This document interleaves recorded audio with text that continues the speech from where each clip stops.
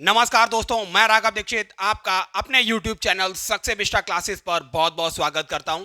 दोस्तों, जैसा कि आपको पता है, भारत की संसद में पहले लोकसभा फिर राज्यसभा से वक्फ संशोधन बिल पारित हो चुका है।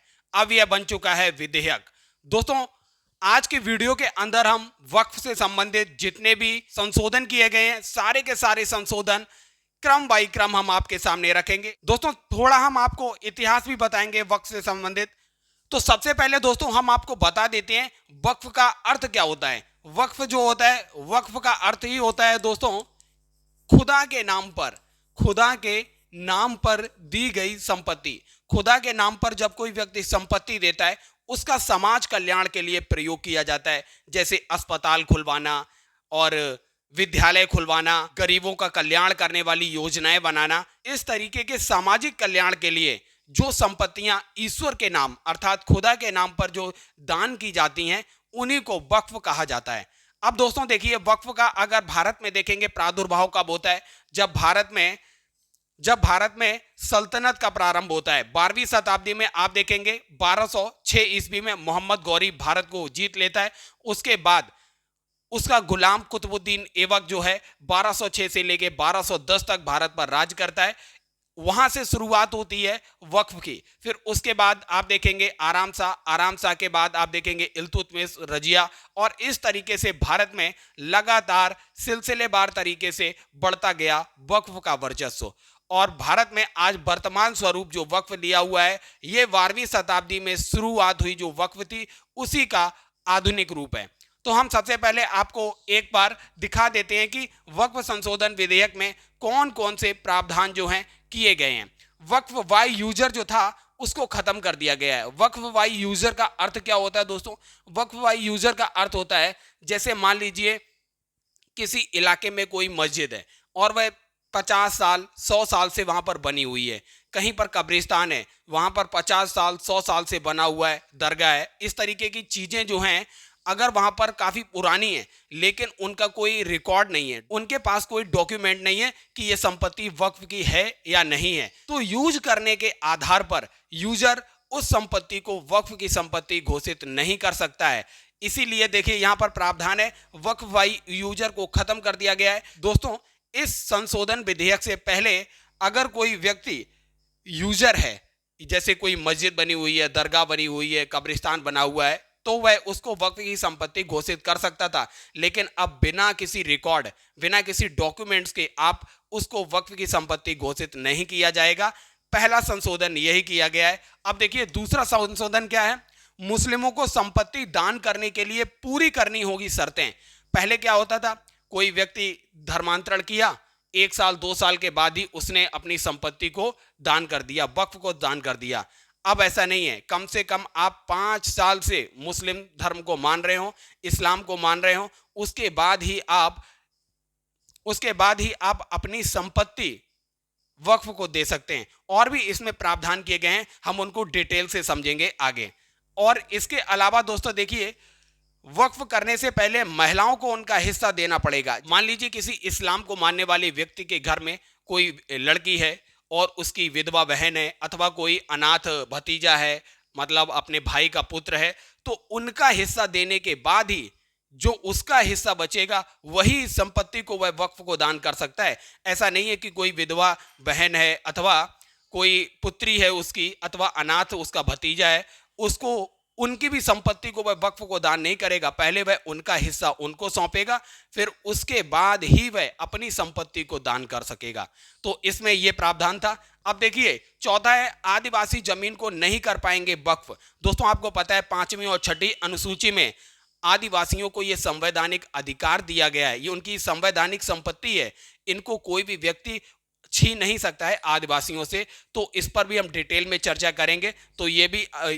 तो दोस्तों ये भी प्रावधान किया गया कि आदिवासी जमीन को नहीं कर पाया जाएगा अब वक्फ। अब ये देखिए सबसे ज्यादा घमासान मचा हुआ था, धारा 40 की समाप्ति कर दी गई। दोस्तों, ये धारा 40 थी क्या, हम आपको डिटेल में बताएंगे। केवल हम आपको इसे मोटा मोटा बता देते हैं। धारा 40 में क्या था, कोई संपत्ति वक्फ की है अथवा नहीं है, इस बात का निर्णय लेने का अधिकार वक्फ बोर्ड को ही था।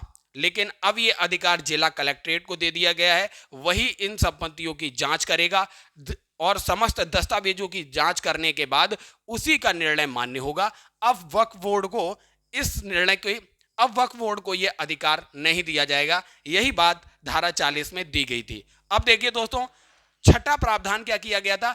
ASI archaeological survey of India जो है उसकी जमीनों और संपत्तियों को सुरक्षा दे दी गई है। ऐसा नहीं है, आपने कुछ समय पहले सुना होगा कि वक्फ बोर्ड ने बोल दिया कि जो ताजमहल है वह वक्फ की संपत्ति है। ऐसे ही आप देखेंगे बहुत सारे मकबरे हैं, उनको उनको भी बहुत सारे मकबरों को भी बोल दिया जाता है ये वक्फ की संपत्तियां हैं। लेकिन अगर वो archaeological survey of India ASI जो भारत का पुरातत्व विभाग है, अगर उसने उन संपत्तियों को पुरातत्व की संपत्तियां या भारतीय धरोहर डिक्लेयर कर दिया है, तो उसके बाद बिना किसी डॉक्यूमेंट्स के कोई भी व्यक्ति उनको वक्फ की संपत्ति घोषित नहीं कर सकेगा।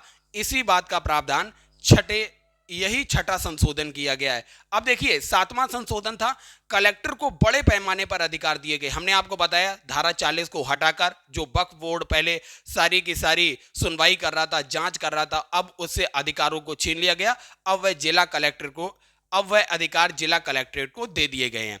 अब सबसे अंतिम क्या था, सेंट्रल और स्टेट वक्फ बोर्ड में गैर मुस्लिमों की भी एंट्री हो चुकी है। इस पे भी बहुत सारा घमासान मचा हुआ था। आप देखेंगे उत्तर प्रदेश के पूर्व मुख्यमंत्री जो थे अखिलेश यादव ने भी इसको लेकर काफी तीखी प्रतिक्रिया दी। गैर मुस्लिमों की सेंट्रल और स्टेट वक्फ बोर्ड में क्या जरूरत है, तो इस बात को अमित शाह जो भारत के वर्तमान गृह मंत्री हैं उन्होंने क्लैरिफाई भी किया। उन्होंने कहा गैर मुस्लिम जो हैं, गैर मुस्लिम इसके जो सदस्य हैं वो है किसी भी धार्मिक गतिविधि में भाग नहीं लेंगे। वह सिर्फ ये देखेंगे जो इसके अंदर जो वक्फ बोर्ड के अंदर प्रशासन है वह सही ढंग से चल रहा है अथवा नहीं चल रहा है। तो हम इन सारे 8 पॉइंट को आपको डिटेल में बताएंगे, तो बने रहिए वीडियो के अंदर और सक्सेस विस्टा क्लासेस को ज्यादा से ज्यादा सब्सक्राइब कीजिए और ज्यादा से ज्यादा शेयर कीजिए। तो आइए दोस्तों, हम डिटेल में समझते हैं वक्फ बोर्ड में क्या क्या संशोधन हुए। देखिए दोस्तों, हमने आपको पहला पॉइंट क्या बताया था, हमने आपको पहला पॉइंट बताया था वक्फ बाई यूजर खत्म कर दिया गया है। वक्फ बाई यूजर एक पारंपरिक तरीका था जिसके तहत कोई संपत्ति और जैसे मस्जिद हो गई, कब्रिस्तान हो गया, दरगाह हो गया, अगर लंबे समय से मुस्लिम समुदाय द्वारा या धार्मिक या सामुदायिक कामों के लिए इस्तेमाल किया जा रहा था, तो उसे बिना किसी औपचारिक दस्तावेज या घोषणा के भी वक्फ मान लिया जाता था पहले। लेकिन ये इस्लामिक कानून और भारत में वक्फ पुरानी प्रथा का हिस्सा था, लेकिन अब वर्तमान में इस प्रथा को समाप्त कर दिया गया है। अब क्या प्रावधान किया गया है, अब प्रावधान ये किया गया है, वक्फ संशोधन बिल 2025 में वक्फ बाई यूजर के प्रावधान को कर दिया गया है समाप्त। अब सिर्फ वही संपत्ति वक्फ मानी जाएगी जिसे औपचारिक रूप से यानी लिखित दस्तावेज या वसीयत के जरिए किया गया हो, वक्फ के लिए समर्पित किया गया हो। लेकिन पहले ऐसा नहीं था। पहले क्या था, बाई यूजर भी लोग वक्फ मान ली जाती थी संपत्तियां। हर वक्फ संपत्ति को जिला कलेक्टर के द्वारा जांचा जाएगा। बिना सबूत के कोई भी जगह पर वक्फ कोई भी बड़ा दावा नहीं कर पाएगा। तो ये काफी बड़ा प्रावधान किया गया है। अब देखिए दूसरा क्या हुआ है प्रावधान, मुस्लिमों को संपत्ति दान करने के लिए पूरी करनी होंगी शर्तें। क्या पूरी शर्तें होंगी, वक्फ संशोधन बिल 2025 के तहत यह प्रावधान किया गया है। क्या प्रावधान है, वक्फ का अर्थ पहले समझाया गया, हम आपको बता चुके हैं। इस्लाम की भलाई के लिए अल्लाह के नाम पर दान करना, दान केवल अपनी संपत्ति को ही किया जा सकता है। सरकार या और किसी व्यक्ति की संपत्ति को आप वक्फ के रूप में दान नहीं कर सकते हैं। नए प्रावधान के तहत कोई भी मुसलमान कम से कम 5 साल से इस्लाम को मान रहा हो और संपत्ति का कानूनी मालिक हो, वही वक्फ के लिए संपत्ति का दान कर सकेगा। 2013 के वक्फ संशोधन में इस प्रावधान को खत्म कर दिया गया था दोस्तों। पहले ये प्रावधान था 1995 वाले विधेयक में, लेकिन 2013 में देखिए सरकार ने इस प्रावधान को समाप्त किया था। अब देखिए 2025 में फिर से इस प्रावधान को डाल दिया गया। यानी कि कोई भी व्यक्ति अगर 5 साल से कम समय के इस्लाम को मान रहा है या धर्मांतरण के द्वारा मुस्लिम बनता है, तो ऐसी परिस्थिति में वह अपनी संपत्ति वक्फ को दान नहीं कर पाएगा। इसके लिए उसे 5 साल का इंतजार करना होगा। अब देखिए तीसरा प्रावधान, वक्फ करने से पहले महिलाओं को उनका हिस्सा देना पड़ेगा। पहले दोस्तों क्या था, अगर जैसे भतीजा हुआ, कोई अनाथ मतलब अपने भाई का पुत्र हुआ, तो अनाथ है या वो कोई विधवा बहन है, तो उसको संपत्ति में अधिकार नहीं देते थे ये लोग, या कोई पुत्री है तो उसको अधिकार नहीं देते थे। और अपनी संपत्ति को वक्फ के रूप में दे देते थे। लेकिन सरकार ने अब प्रावधान किया है कि जो कहता है कि अगर कोई मुसलमान अपनी किसी संपत्ति को वक्फ को दान में देना चाहता है तो उसे इसकी घोषणा करने से पहले महिलाओं को उनका हिस्सा देना पड़ेगा, जैसे विधवा, तलाकशुदा महिलाओं या अनाथ बच्चों के लिए ऐसा प्रावधान कर दिया गया है। उदाहरण के लिए जैसे मान लेते हैं कोई एक शख्स अपनी 10 बीघा जमीन को वक्फ करना चाहता है, उसके द्वारा उसके पास एक बेटी है, एक विधवा बहन है और एक अनाथ भतीजा है। पुराने नियम में वो पूरी जमीन वक्फ को दे सकता था, लेकिन अब ये प्रावधान है पहले इनका हिस्सा दीजिए, जो विधवा बहन है उसका हिस्सा दीजिए, जो अनाथ भतीजा है उसका हिस्सा दीजिए और जो आपकी बेटी है उसका हिस्सा दीजिए, फिर आपका जो हिस्सा बनेगा अपना हिस्सा वक्फ को दीजिए, पहले इन लोगों को हिस्सा दे दीजिए। ये प्रावधान काफी अच्छा किया गया। अब चौथा प्रावधान था आदिवासी जमीन को नहीं कर पाएंगे वक्फ। पहले क्या था, कोई भी व्यक्ति आदिवासियों की जमीन को, आप देखेंगे जो ट्राइबल एरिया हैं हमारे नॉर्थ ईस्ट के एरिया हैं, वहां भी कई आदिवासी लोग परेशान थे इस चीज से कि उनकी जमीन को वक्फ डिक्लेयर कर दिया गया है। तो 2025 का जो संशोधन विधेयक है इसमें आदिवासियों की जमीन को वक्फ घोषित करने से पूरी सुरक्षा दे दी गई है। भारत में आदिवासी समुदाय की जमीन को संविधान की 5वीं और 6ठी अनुसूची के तहत चिन्हित किया गया, हम आपको बता चुके हैं। ये जमीनें उनकी संस्कृति, आजीविका और पहचान का हिस्सा भी हैं। अब दोस्तों देखिए, धारा 40 की समाप्ति, इसको लेके बहुत गर्मा गर्म बहस हुई लोकसभा में भी और राज्यसभा में भी। क्या हुआ, अधिनियम की धारा 40 में प्रावधान था कि कोई भी संपत्ति वक्फ है या नहीं, यह निर्णय लेने का अंतिम अधिकार जो था वह वक्फ बोर्ड के पास दिया गया था इस धारा 40 के अनुसार।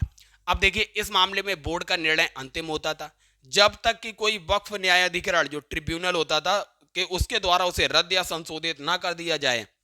अब दोस्तों, अल्पसंख्यक मामलों का मंत्रालय जो है उनके अनुसार क्या है, पहले जो ट्रिब्यूनल डिसीजन दे देता था उसके खिलाफ कोई भी अपील नहीं की जा सकती थी, लेकिन अब ऐसा प्रावधान कर दिया गया है कि अगर कोई भी संपत्ति, अब किसी संपत्ति के वक्फ होने की जांच और फैसला जिला कलेक्ट्रेट को दे दिया गया या राज्य सरकार के द्वारा नामित कोई अधिकारी होगा वह इसकी जांच करेगा। अब वक्फ संशोधन विधेयक में वक्फ ट्रिब्यूनल के निर्णयों को अंतिम मानने वाले प्रावधान को भी हटा दिया गया है। अब आप इसके खिलाफ 90 दिनों के अंदर अंदर उच्च न्यायालय जा सकते हैं और वहां पर अपना पक्ष रख सकते हैं। अब देखिए, छठा हमने बताया था एएसआई की जमीनों और संपत्तियों को सुरक्षा दे दी गई है।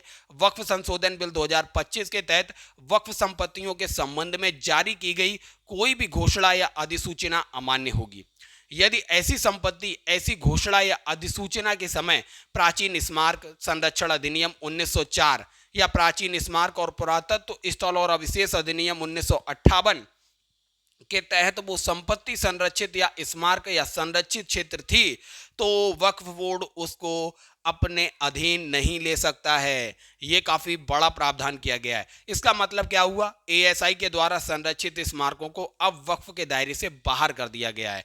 अब सातवां क्या प्रावधान बताया था हमने, कलेक्टर को दे दिया बड़े पैमाने पर अधिकार। 1995 में जिला कलेक्टर को कोई भी बड़ी भूमिका नहीं दी गई थी। इन लोगों ने वक्फ बोर्ड खुद संपत्ति की जांच करता था, दावा करता था, अपने फैसले लागू करता था, लेकिन अब इसको पूर्णतः बदल दिया गया है। अब कलेक्टर सरकारी संपत्ति की पहचान करेगा, किसी संपत्ति के वक्फ होने या ना होने का फैसला करेगा, विवादों का निपटारा स्वयं कलेक्टर करेगा। अब अंतिम क्या था, सेंट्रल और स्टेट वक्फ बोर्ड में गैर मुस्लिमों की एंट्री कर दी गई है। इस नए बिल के अनुसार सेंट्रल वक्फ काउंसिल और स्टेट वक्फ बोर्ड में समावेशी नजरियों को ध्यान में रखते हुए गैर मुस्लिम सदस्यों की भी नियुक्ति होगी। केंद्रीय अल्पसंख्यक मंत्री जो हैं हमारे वर्तमान में किरण रिजिजू ने कहा है कि केंद्रीय वक्फ बोर्ड में अधिकतम चार गैर मुस्लिम, ये दोस्तों आपके एग्जाम का भी मटेरियल है, अधिकतम 4 गैर मुस्लिम और न्यूनतम 2 गैर मुस्लिम सदस्य हो सकते हैं। अब दोस्तों, जो गैर मुस्लिम सदस्य है इस वक्फ बोर्ड में, तो वह किसी भी प्रकार की धार्मिक गतिविधि में शामिल नहीं होगा। उनकी भूमिका केवल यह सुनिश्चित करना होगी कि दान में जो संपत्ति मिल रही है, दान से संबंधित जो मामले हैं, उनका प्रशासन नियमों के अनुसार संचालित हो रहा है या नहीं हो रहा है। अब दोस्तों, अंतिम बिंदु जो है बहुत महत्वपूर्ण है। इसके साथ ही दोनों में कम से कम 2 महिलाएं, चाहे वह मुस्लिम हो या गैर मुस्लिम हो, उनको शामिल करना ही पड़ेगा। कम से कम 2 महिलाएं होंगी इस बोर्ड के अंदर, वक्फ बोर्ड के अंदर कम से कम 2 महिलाएं, चाहे वह मुस्लिम हो या गैर मुस्लिम हो। महिलाओं का भी इसमें भी नेतृत्व होना चाहिए। तो दोस्तों, आप कमेंट करके बताइए वक्फ बोर्ड से संबंधित जो संशोधन विधेयक था उसमें कौन कौन से बिंदु थे। सारा का सारा डिटेल हमने आपके सामने रखा। अब इस वीडियो को ज़्यादा से ज़्यादा शेयर कीजिए और सक्से विस्टा क्लासेस को ज़्यादा से ज़्यादा सब्सक्राइब करते रहिए। दोस्तों, आपका सक्से विस्टा क्लासेस को देखने के लिए बहुत बहुत धन्यवाद।